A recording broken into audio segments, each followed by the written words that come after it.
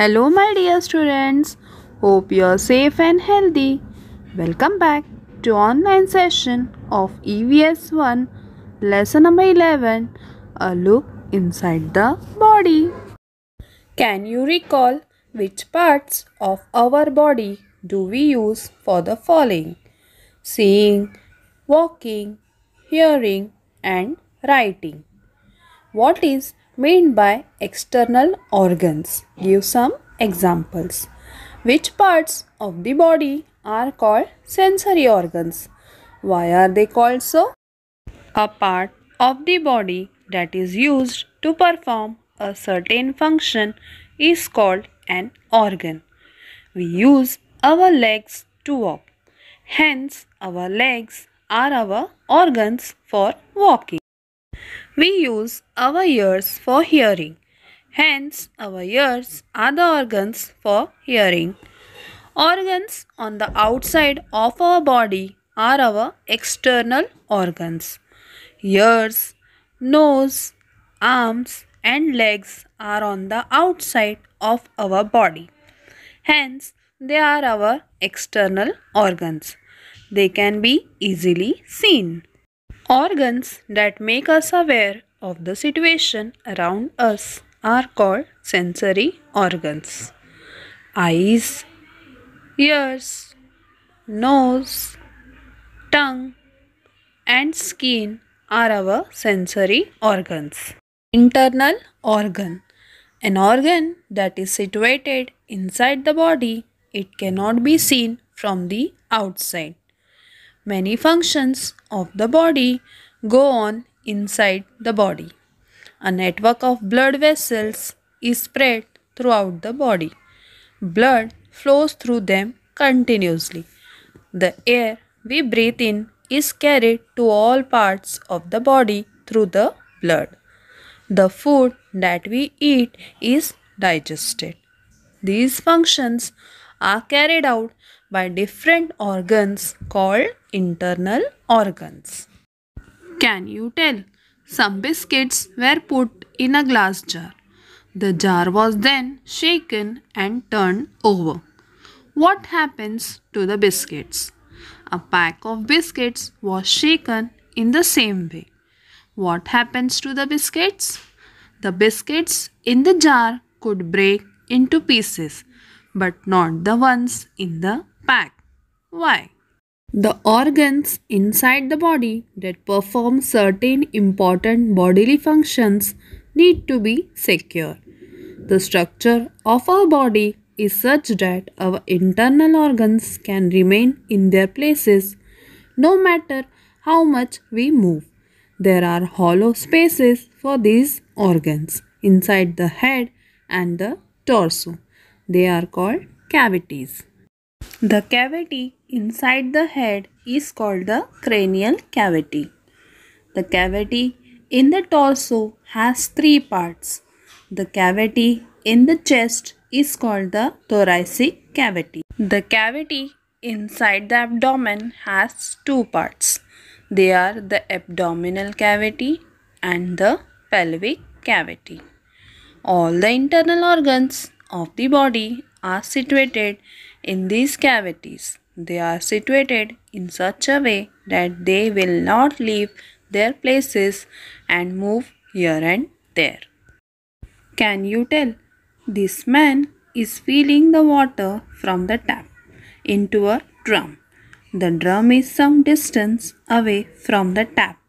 Still, the water from the tap is flowing into the drum. Why is this so? We use our mouth to eat our food. The tongue tells us the taste of the food. We chew food with our teeth. As we chew it, our saliva mixes with the food. As a result, the food forms a moist ball. We can easily swallow this ball.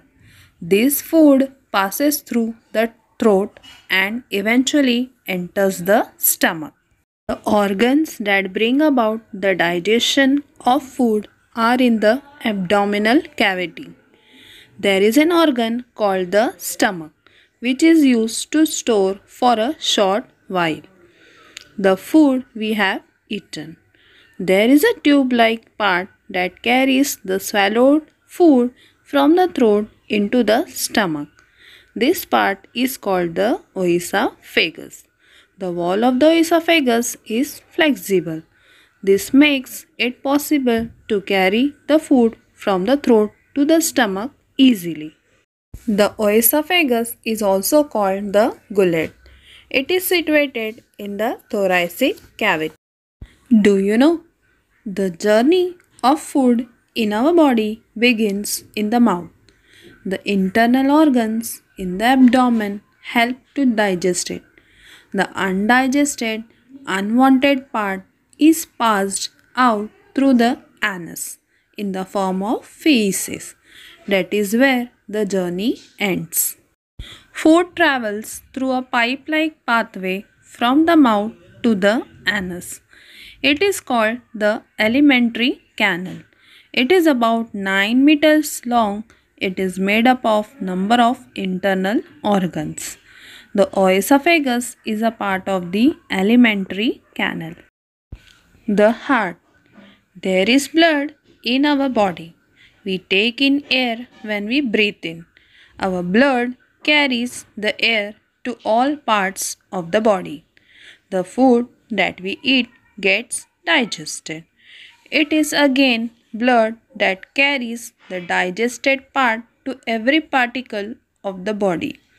For these purposes, it is necessary to keep blood flowing through the blood vessels that spread throughout the body. It is the function of the heart to keep the blood flowing. The heart is an important internal organ. It is in the center of the thoracic cavity, a little to its left. It is slightly bigger than one's fist. The walls of the heart too are flexible. Contraction means becoming smaller. Relaxation means becoming larger again. Now try this. Take a bottle made from flexible plastic. Take a spent ball pen refill. Now make a small hole in the center of the lid of the bottle. The refill must fit tightly in the hole. Now fill the bottle with water. Fit the lid with the refill tightly on the bottle. Make sure that the most of the refill is inside the bottle and only a short tip projects outside.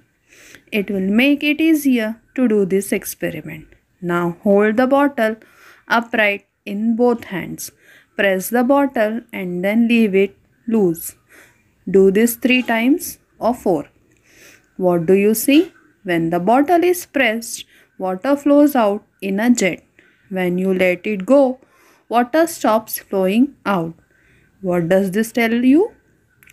If pressure is applied to a liquid in a closed space, the liquid will gush from wherever it finds a way out. The heart contracts and relaxes alternately without stopping. When it contracts, the blood in the heart is pushed into the blood vessels. At every contraction, it is pushed further and further. A contraction of the heart is called a heartbeat. If you place your hand on the middle of the chest a little to the left, you can feel the throbbing of your heart due to the heartbeats. At the wrist, there is a blood vessel that flows very close to the skin. If you place your fingers there, you can feel the heartbeats. This is called feeling the pulse. When we breathe in, we take air in through the nose. The internal organs through which this air is supplied to the body are called lungs. We have 2 lungs. They are situated in the thoracic cavity, one on the right and the other on the left. The heart is between the lungs a little to the left. There, the left lung has a slight depression. The right lung is slightly bigger than the left lung. A pipe-like internal organ carries the air we breathe in into the lungs. It is called the windpipe. The windpipe separates into two branches. Each branch is called a bronchus. When we breathe in, the lungs expand a little. That is why our chest swells up when we breathe in. The functions of the heart and the lungs depend on each other. Both these internal organs are very important. They are situated in the thoracic cavity, inside a cage made of bones called the rib cage. That is why they are safe and secure. The brain, situated in the cranial cavity, is a very important internal organ. It controls all that we do. It is in the brain that we become aware of emotions such as anger, joy, sorrow, etc. The meaning of the information collected by our sensory organs is also understood in the brain. Injury to the brain can make one disabled for life. It can even cause death. Hence, the brain needs to be totally protected. That is the function of the shell or casing formed by the skull around it. Do you know? When we learn a poem, it is registered in the brain. That is why we can remember it. This work of remembering is called memory. The structure of our body is very complex. There are a large number of organs inside our body which help it to perform all its functions smoothly. It is very interesting to learn about all these organs. What we have learned. The numerous important functions that go on inside our body are carried out by different organs. These organs are inside our body. They cannot be seen from the outside. They are called internal organs.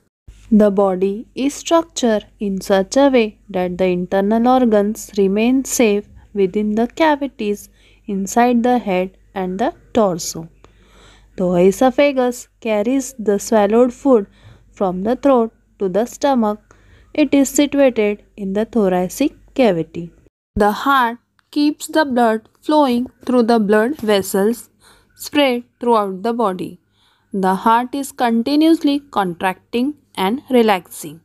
The contractions of the heart push the blood from the heart into the blood vessels. The lungs are the organs through which the air we breathe in is supplied to the whole body. The right lung is a little bigger than the left lung. The heart and the lungs are held safely in the rib cage in the thoracic cavity. Our brain is a very important internal organ. It has a safe place inside the skull. Controlling movements, becoming aware of emotions, and interpreting the information collected by the sensory organs are the functions of the brain.